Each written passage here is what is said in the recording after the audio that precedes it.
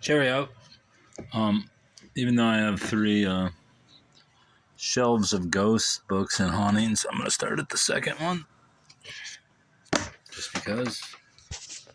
When the Ghost Screams, True Stories of Victims Who Haunt. Mind you, I don't believe in ghosts. And if I'm really honest, I don't even believe in people at this point. Though I'm stuck amidst them.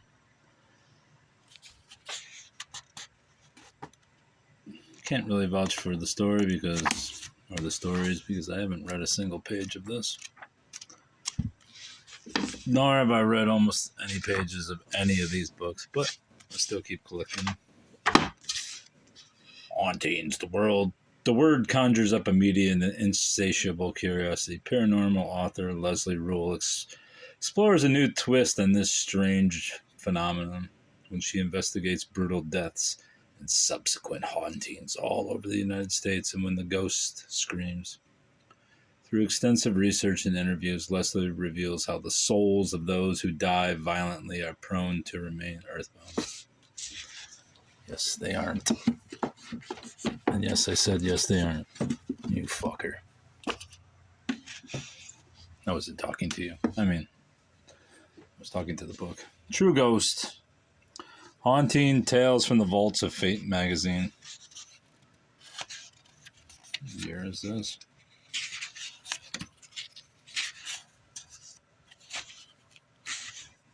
(2011). An elderly waitress silently serves breakfast to two friends at an eerily deserted diner. And the next day, the friends discover the diner is out of business and slated for demolition. A phantom train still blows its whistle more than... Wait, did these motherfuckers get a breakfast? Alright, what kind of mushrooms are these sons of bitches taking? It almost makes me want to read the story, but not enough. What kind of fucking balderdash is this? Coffin Hollow and Other Ghost Tales by Ruth Ann Musick. What's this? Things to do. Obviously nothing on the list. Mysteriously vanishing hitchhikers. Travelers beset by headless dogs. And long dead moonshiners come alive in this collection of 96 Appalachian folk tales. Set in coal miners and remote farm cabins and hidden hollows and on the mountaintops. Some of these stories look back to the days when West Virginia was first settled. Others reflect the rancor and brutality of the Civil War. I do like the cover. Holy Ghostbusters. Buster, a person's encounter with the paranormal. It began when, as a young parish priest, I tried to assuage my curiosity about ghosts, and in no time at all found myself enjoying the company of these people from the world of yesterday. I even found myself acting as counselor, social worker to many of them. I just can't understand anyone being afraid of ghosts. There's the deal, dude. I'm not afraid of ghosts. I just don't believe you were talking to them, nor that you were talking to Jesus. Though, in Jesus' defense, or the Godhead, I don't believe they've ever claimed to talk to you. I never believed in ghosts until 100 real-life encounters from USA Weekend. Well, USA Today should discredit anything that's in this. The USA Weekend readers' eerie experiences that make up this ghostly collection are the stuff of nightmares, frightening seances, unexplained noises, and mysterious footprints, but they're only the beginning. You'll open the secret door that restrains screeching, anguished souls, enter the apartment that smells permanently of blood, and follow a ghost who leads the way to the gun that was used to murder. Oh, man. The Haunting in Hyde Park. Who gets away with this fucking schlock?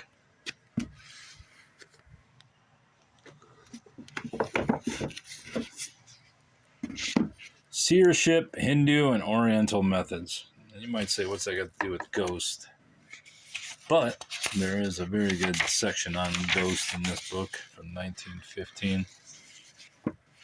And I don't know where it's at. But trust me when I say there was a very good section on ghosts. Obviously, I'm not going to find it right now, but it was good. All right, I'm going to skip Spook by Mary Roach. Although maybe I won't. Let's see if I can find Thomas Lynn Bradford in there, which I've mentioned in a previous video. Probably won't. The Little Man Inside the Sperm. Yeah, we know about Mary Roach. Jurgen. James Branch Cabell with 13 plates by Frank C. Poppe. The romance Jurgen is one of today's most compelling fantasies. It is the story of a middle-aged pawnbroker poet in the semi-medieval country of Poitesme who is allowed to regain his youth for a year of amorous adventures. Filled with a variety of strange beasts, alien gods, fabulous lands, beautiful ladies, and an aura of the supernatural. Cabell's allegory leads the protagonist through affairs with Guinevere, the Lady of the Lake, confrontations with the devil, with God, and finally with the power beyond them both. Jurgen is a tightly structured, symbolic journey of many levels, a book to read and reread, not only for its fantastic adventures, but for the levels of meaning hidden in its allegoric structure. I guess that's not really a ghost book, is it? We shall put it up there with the owls. Great Ghost Stories, Dover. Selected by John Grafton. Ooh. I hate when that happens. I just hate it. The 10 ghost stories reprinted here were first published in England and America between 1864 and 1912, a half-century that represents the golden age of this endlessly entertaining branch of popular fiction. So popular were ghost stories in the late Victorian and Edwardian periods that a selection such as this can only represent a sampling of the subcategories of the genre, from the subtle and the humorous to the chilling and the macabre. And we got The Phantom Coach to be taken with a grain of salt. We got Dickens, Stoker, Jerome, Ambrose Bierce, Jacobs, James, Swain, Benson. Aficionados of supernatural fiction will take perverse pleasure in the hair-raising horrors recounted in these outstanding examples of the genre. No, they won't. Arrow Book of Ghost Stories, edited by Nora Kramer. This is a Scholastic Book Services.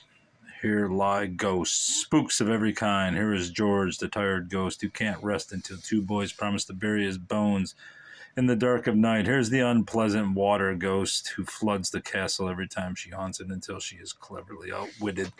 Here are spooky goblins and ghostly cats and strange creatures who weave their spells on Halloween. Come right in. You'll have a shivery, quivery, just scary enough time. Right you will. Ghosts of the Assassin. A taut, spine-tingling tale of the Hashishin, an ancient Arab terrorist society still murderously active. A terrorist society still murderously active among us today. Look at that guy. He ain't fucking around. Ian Todd. A man with two first names. Out of the Middle Ages, the monstrous terrorist society of the Assassins has been revived with the help of extorted Arab oil money. Ghosts of the Assassins, it deals with this with its projection into the 1970s when it has, among other horrors, massacred Israeli athletes in Munich, killed foreign diplomats in Khartoum, and hijacked scores of airlines. How the secret services of the United States, Britain, Canada, and other nations joined to stop one atrocity of the group. Is this a novel? Yeah. 1976. All right, then. A Visit to the Haunted House, a Hallmark pop-up book. Marty, 1972. Whoa! Visit to the Haunted House. Whoa! Sounding like that chick from the, what's that? The Voice one. where she reviews songs. She's an opera singer. A charismatic voice. Whoa! Exciting. And I put a Mylar jacket on a fucking pop-up book. Pure class. Stranger in My Grave by Margaret Millar. Oh, creaky hinges. It must be a ghost.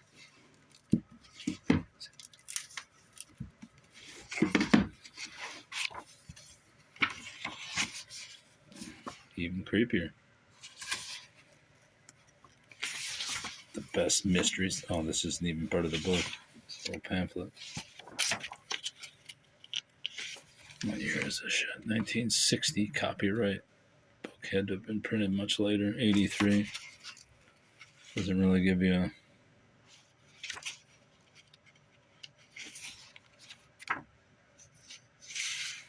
recommended reading. One of the most acclaimed psychological suspense mysteries ever written. Here are 4 other page turners in that same vein. After a woman dreams of visiting a cemetery and seeing her own gravestone, she unearths a trail of deadly family secrets. Grave man. Oh, look, there's even a goddamn Gothic style suspense crossword.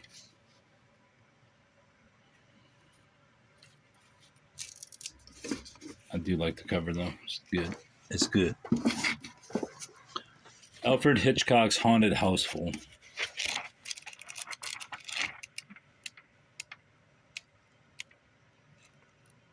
1961 Random House.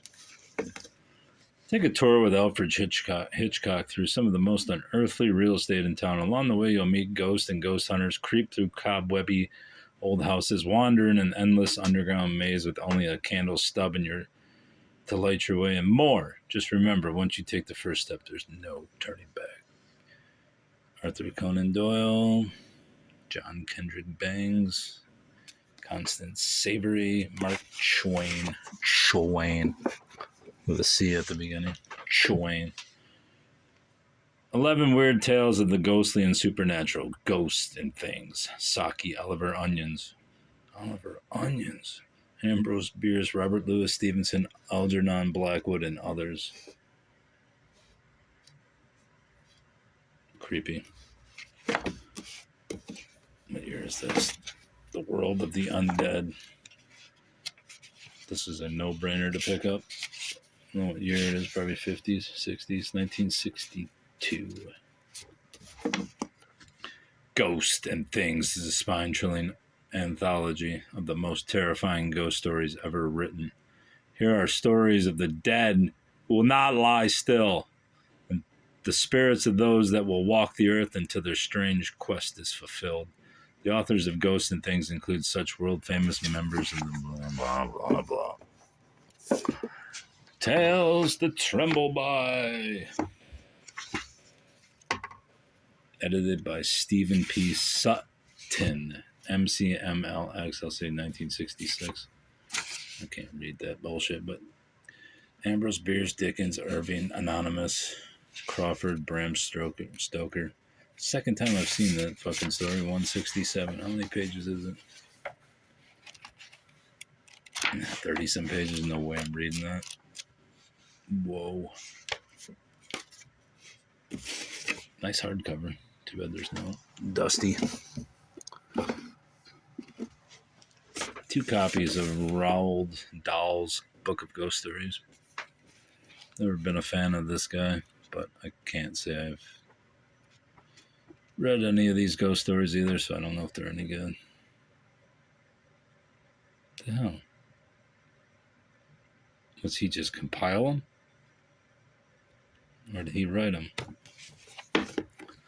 Who better to investigate the literary spirit world than the supreme connoisseur of the unexpected, Roald Dahl?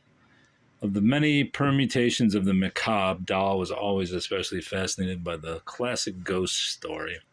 For this superbly disquieting collection, he selected 14 of his favorite tales of such authors as E.F. Benson, Rosemary Temperley, and Edith Wharton. guess you always have to get both editions. To my daughter on this Christmas, 84, with much love, Mom. Is that W.S. Merwin? No. Hartley, Lefanu, Middleton. Ghosts and Ghosts by Robert Arthur. 10 stories of ghost haunts, spooks, spells, and witchcraft for young people. Some of my best friends are ghosts, and I am adding these to the list. A choice blend of ghostly goose flesh and ectoplasmic entertainment, Alfred Hitchcock says. These 10 stories, written by an expert in the art of the strange, the spooky, and the suspenseful, will give you hours of pleasantly shivery reading, mixed with chuckles to relieve the tension. Ghosts and More Ghosts by Robert Arthur, illustrated by Irv Doctor. Here is this. 63. Let's see some of these illustrations. I don't see a goddamn illustration anywhere, unless except on the book cover. Yeah, I think they're all on the covers.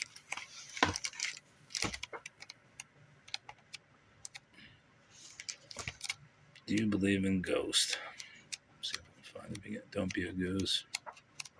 It's got to start on the story or I'm not reading it. There we go. The Rose Crystal Ball. We'll read one chapter or one paragraph. 20 years had left no trace inside Sam Key's little shop on Mott Street. There were the same dusty jars of ginseng root and tiger's whiskers, the same little bronze Buddhas, the same gimcracks mixed with fine jade. Edith Williams gave a little murmur of pleasure as the door shut behind her and her husband. "Mark," she said. She's got a deep voice. "It hasn't changed. It doesn't look as if a thing had been sold since we were here on our honeymoon." "It certainly doesn't," Dr. Mark Williams agreed, moving down the narrow aisle behind her.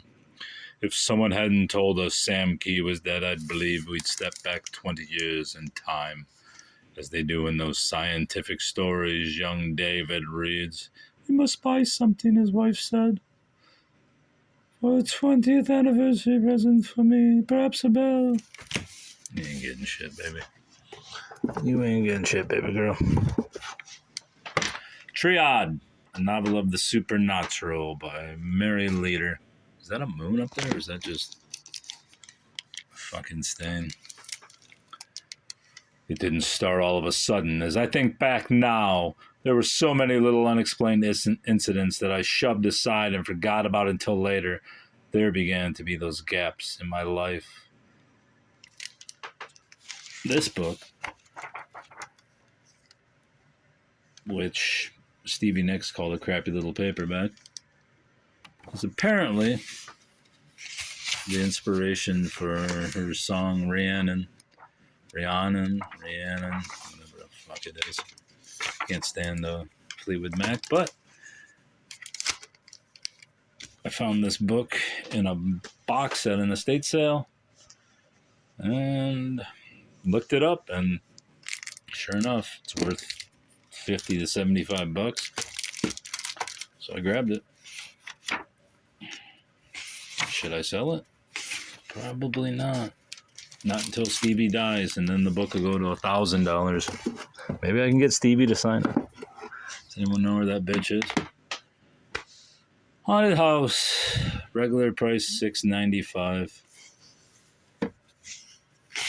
Haunted House by Peggy Parrish, illustrated by Paul Frame.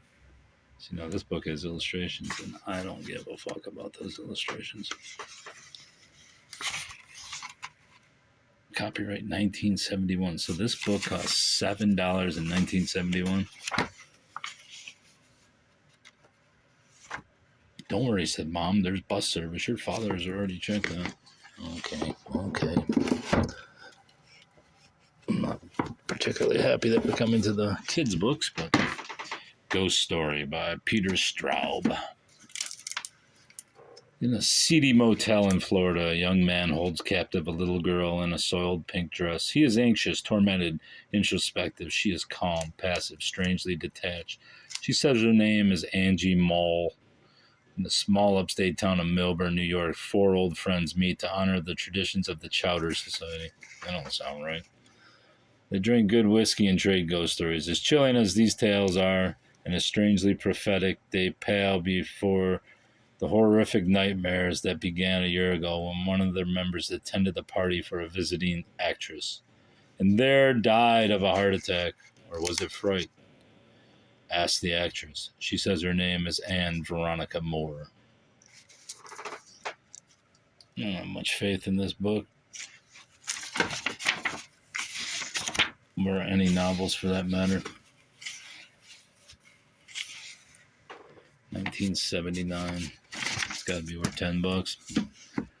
What was the worst thing you've ever done? I won't tell you that, but I'll tell you the worst thing that ever happened to me. The most dreadful thing. It's cryptic. Let's get down to this shit. Ghost, ghost, ghost. Stories of spooks and spirits, haunts and hobgoblins, werewolves and will-o'-the-wisps. Selected by Phyllis R. Fenner. Former library book. North Middle School, Belleville, Michigan. Just up the road from me. That's good. Cool little Phantom. Or is that the Grim Reaper? Bony arms, yes. 1952, 18th printing. Dead man. Oh, wait, is this a ghost that flies? Hell yeah, it is. No, it ain't. It's just the same fucking ghost. I thought he flew. Maybe it will fly if you... Sort of flies. Let's see if the illustrations in this are any better. No. Garbage. School bus picked up Jimmy Crandall every morning. See, that's the kind of shit I don't like. I don't care about a kid named Jimmy Crandall. 6 creepy sheep. I ain't doing these kids' books. Look at this bullshit. Not doing kids' books.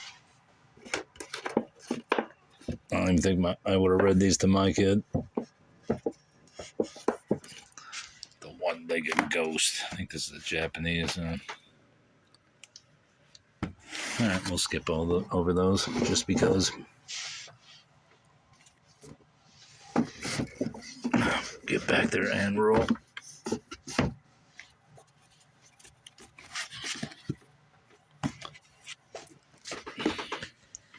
The Ghost in My Life. I believe this is one of the non-fictions. Elizabeth Bird has spent much of her career as a writer, bringing the past to vivid life in such famous historical biographies as Immortal Queen and Flowers of the Forest. In her years of research, over and over again, she has encountered stories and reports, and herself had actual experiences of the unexplained phenomena commonly lumped together and called ghosts. Not that Mrs. Bird feels in the slightest degree haunted. To the contrary.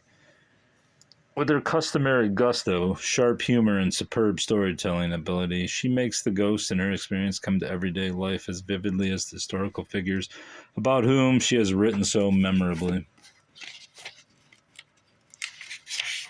Ballantine Books,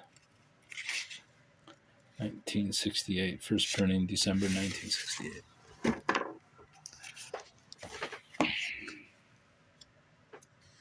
A thrilling adventure story by Linda Klein, The Ghosts of Kramer's Island, original title, Weakfoot. Oh, big scary cat. Doc Manners had said, Weakfoot is big and black and vicious, a killer cat with the speed of greased lightning. Lonnie dived to the ground and rolled to one side, pointing the rifle automatically. The deafening roar of the shot made his ears hum. The panther jumped, twisted crazily, and fell. At once it was on its feet again, and Lonnie's tongue went dry. Weakfoot's glistening coat of blue-black hair was stained crimson. For a moment, boy and beast looked at each other. I don't think this is really about a ghost. Some YA fiction. Lonnie shouldn't be hunting the panther. Go fuck yourself. The Ghost. There's another kid's book. I'm not doing that shit. What's this? This one ain't a ghost book. Or a kid's book. The Ghost of Glen Gorge by Grace Miller White. I got about 5 minutes here. 1925. With deepest love, I dedicate this book to my little kin, Grace White Quinlan. What's this? You're really beautiful. Your nose, your eyes. Well, I just love hair like yours, Peggy. Sounds like some bullshit I would say. No squatter must do no murder. What is this? The Ghost of Glen Gorge, Chapter 1. No squatter must do no murder. The candle flame widened itself. Then it guttered out, and the kitchen of the Dooley Hunt hut became a part of a dense darkness of Lake. God damn it, I can't read. Lake Cayuga. The instant the flame expired, several oaths were expelled into the room. Then, get a candle, Peg, rasped the man's voice. Someone struck a match, and in the flickering light, 3 men, an old woman and a young girl, were faintly visitable. Quickly, the girl placed another candle in the tin cup. Wolf Betts, a man of huge proportions, rose and touched the match to the wick, then reseated himself on a 3-legged stool like the rest of the squatters. Betts bore a nickname. His was Wolf. If he had ever had any other name, he had forgotten it. Just hear that way. It air howling like so many damn devils. You'd best beg, borrow or steal a pair of boots, Peg, child. You look like a half-froze frog. Rheumatiz comes from scooting out naked to your knees. So much for that. Gus was a friendly ghost. Let's see what this is. The Ghost Downstairs, Leon Garfield. Look at this bitch. The Ghost Downstairs. Marshall Middle School. Illustrated by Anthony Maitland. To Philippa Christie, 1972.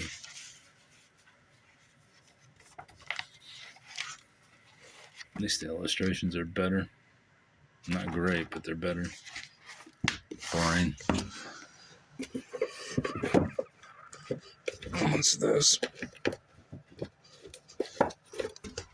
The Ghost of Follansbee's Folly by Florence Hightower, illustrated by Addie Forberg. Weekly Readers Children's Book Club presents. That's a cool illustration. 1958. From Robert. Oh, thank you. Why, thank you.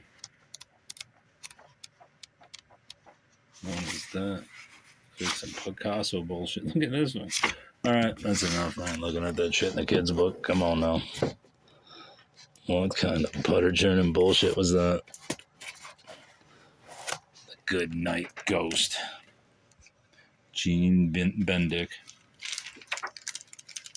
For years and years, Mr. Motterhood had a secret wish to try on a suit of armor.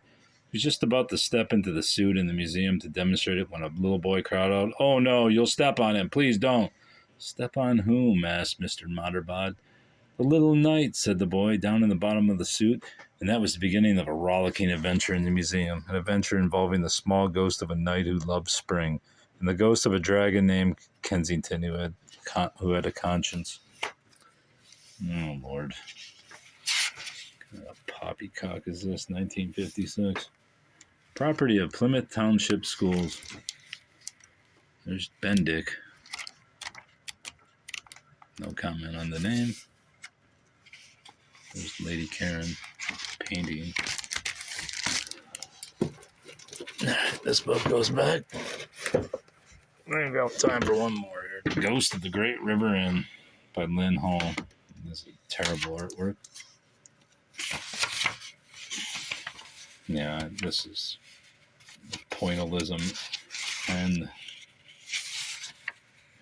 1981. Some similar books by Lynn Hall. You hide. You kids hang on back there. I don't want any broken heads. That should have been at the end of the book. One last one. No, there's 13 ghostly tales. I think we already did that one. Gus was a friendly ghost. What's this? This will be at the end. I can read about ghosts. And I can make videos about ghosts. Look at this son of a bitch. 1975. Ooh, Troll Associates. I wonder if they put out the Troll records. Look at these bastards.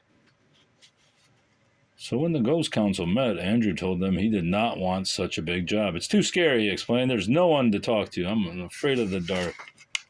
This ghost is like, this motherfucker's a ghost. He's afraid of the dark. The other ghost laughed. The great ghost rose in the air and pointed his long white arm at Andrew. Afraid of the... See, I was right. Afraid of the dark, he asked in a loud voice. Go back to the castle, you son of a bitch, said the great ghost. Do you want to be a ghostling forever? Andrew hated to be called a ghostling. A ghostling was a baby. A ghostling was a beginner who couldn't do anything right. Oh. This book's actually entertaining. The moon was high as Andrew flew towards the castle. He sighed very softly and his voice floated on the night air. Andrew liked the sound of it. These people are all baffled. So is the night. Good night. Good night.